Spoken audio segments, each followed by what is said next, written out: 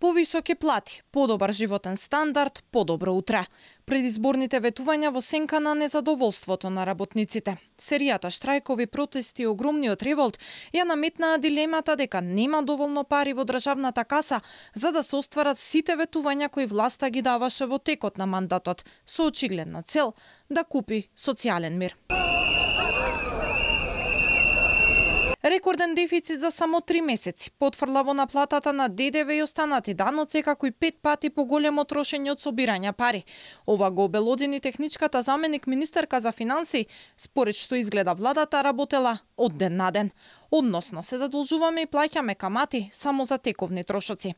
Недомаќинското работење во само неколку дена ги извади на улица работниците кои очигледно ќе мора да чекаат ребаланс за да добијат повисоки плати. Ако може да вработуваат луѓе пред избори и да ги лажат, треба да обезбедат плата за сите луѓе сега, а не да само да одат по градовите и да имаат лажни ветувања. Вработените во национални шуми 2 месеца се без плата, а од раководството топката ја фрлија кон владата. Доцнењето било поради намалената побарувачка на огревно дрво како последица на субвенционирањето на струја и мерките против загадувањето.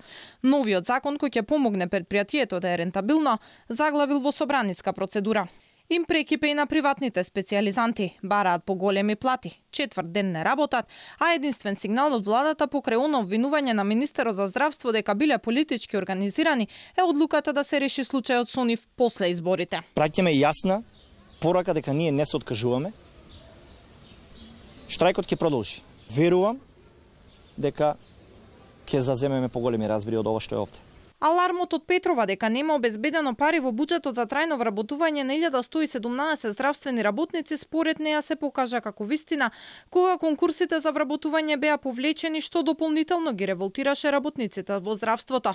На протест вчера беа и вработените во геријатрија. Тие бараат порамнување на платите и нови договори. Иако кажаа дека за буџетот за 2024 година нема определено средства за бруто платите за вработените во здравство, а имаат начин да изнајдат за тоа покачување да го добиеме. Очигледно, цел здравствен систем е во лер. Здравството на протест за плата беше слоганот на медицинските работници на протестот по повод Денот на здравието. Крајно време е сите политички партии да си го стават прстот на чело, го кажав тоа и вчера.